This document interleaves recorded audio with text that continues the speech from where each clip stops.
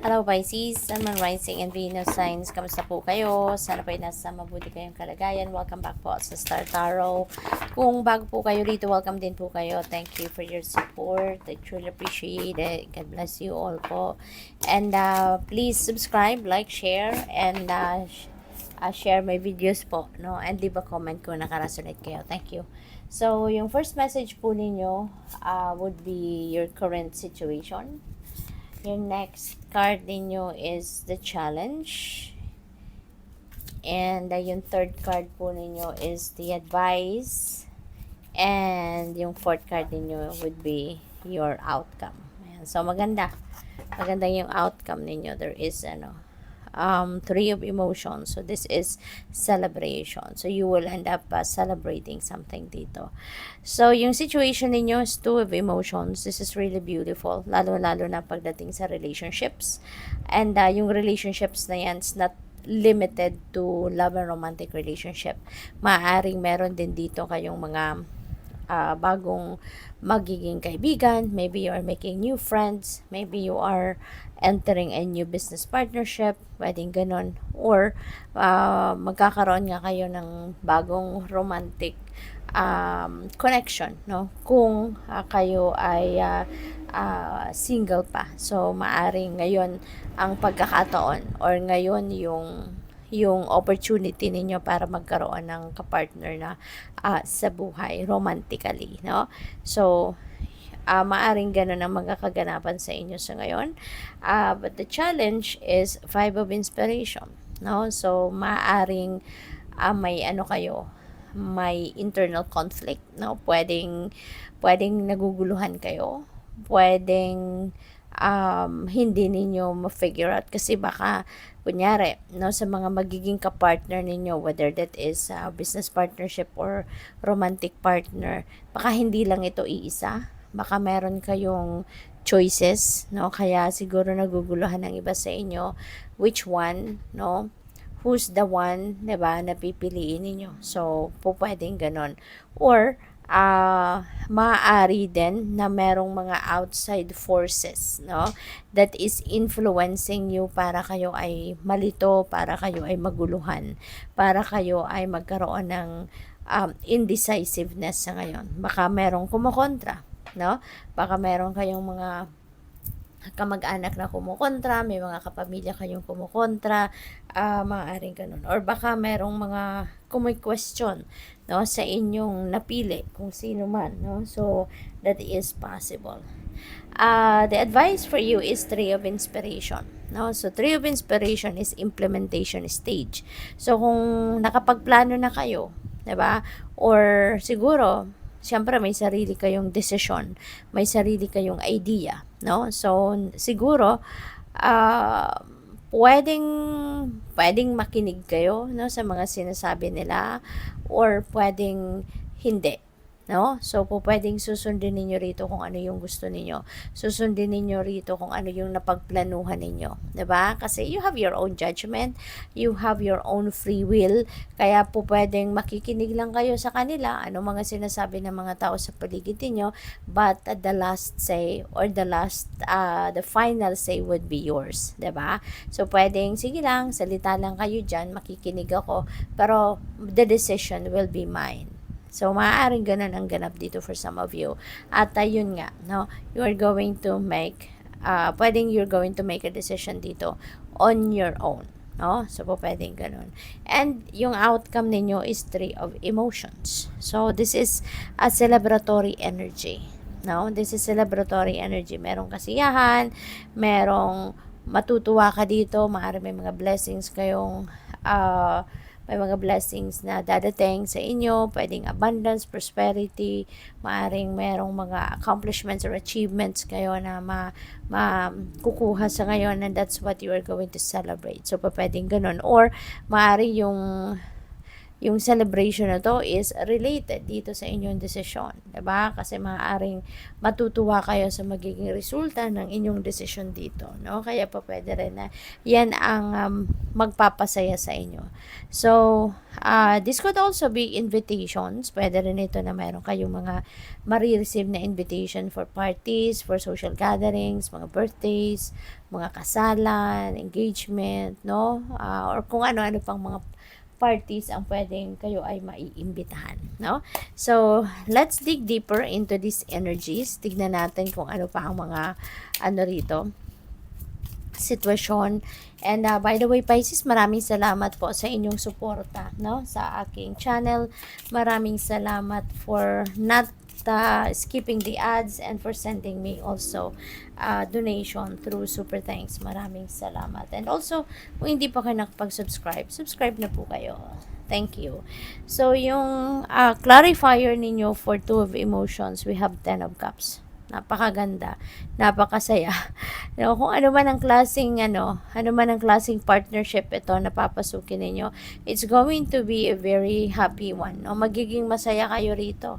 Magiging harmonious, magiging loving, magiging masaya ang samahan. There is a beautiful dynamics na madidevelop kayo at ng kung sino man ito. Whether this is a new love and romantic partner or kaibigan or business partner, you know, magiging masaya kayo, no? May cooperation, may love, may respect. So, masaya. With the Five of Inspiration, we have Knight of Pentacles. Ayan. So, naniniguro lang, no?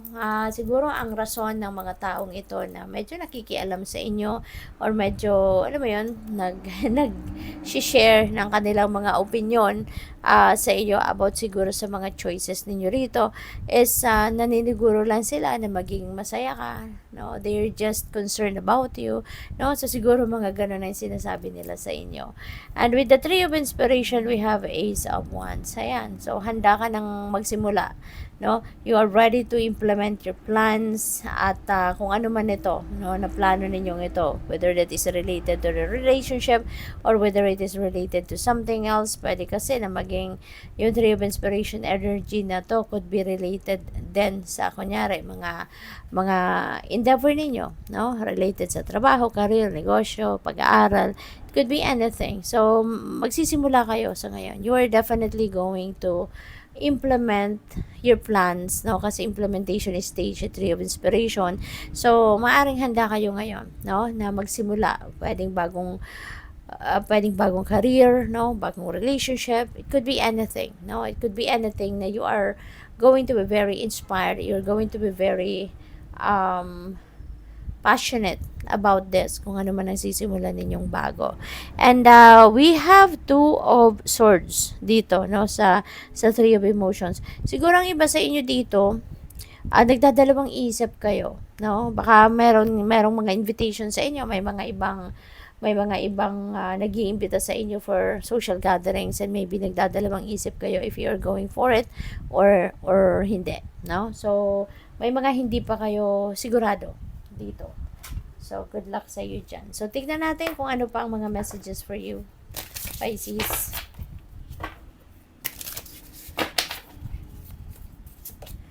We have new beginnings. Ayan. So, talagang mayroong mga sisimulan kayong bagong ganap, no? It could be a relationship, it could be a new friendship, a new business partnership, it could be a new level of your relationship, no? Kung mayroon kayong existing na relationship, pwedeng bagong trabaho, bagong karera, bagong negosyo, it could be anything. It could be a new idea, 'di ba? Na will arise, no? So pwedeng ganun din ang sitwasyon. So tingnan natin kung ano pa ang mga messages para sa iyo.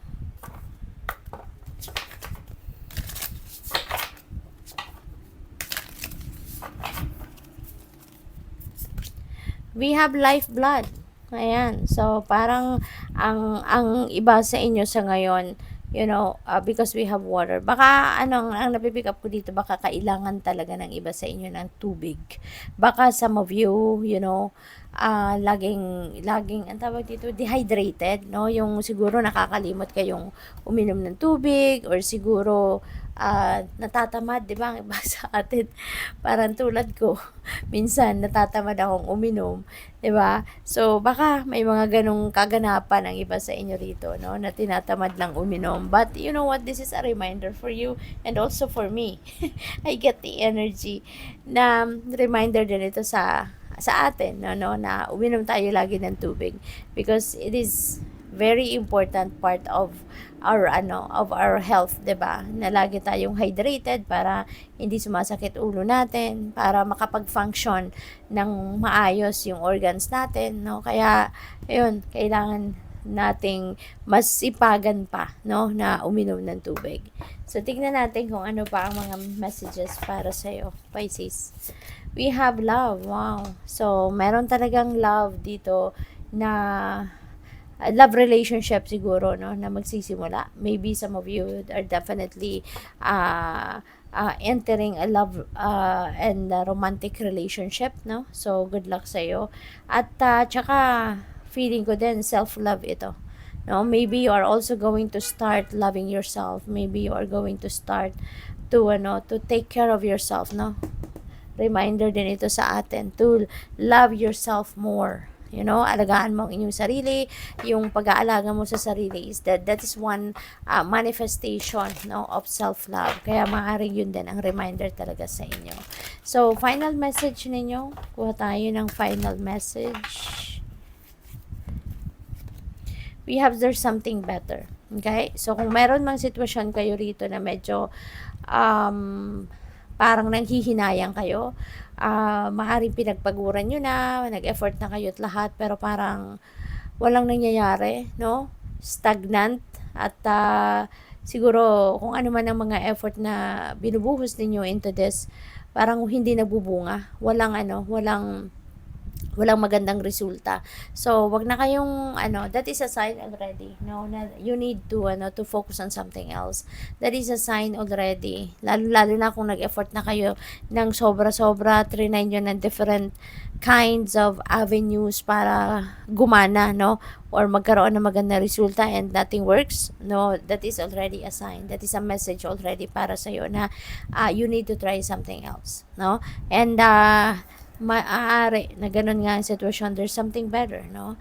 The divine universe is preparing something better for you, way better than kung ano man ang pinag-e-effortan mo sa ngayon na parang walang nangyayari, no? Yung parang stagnant siya.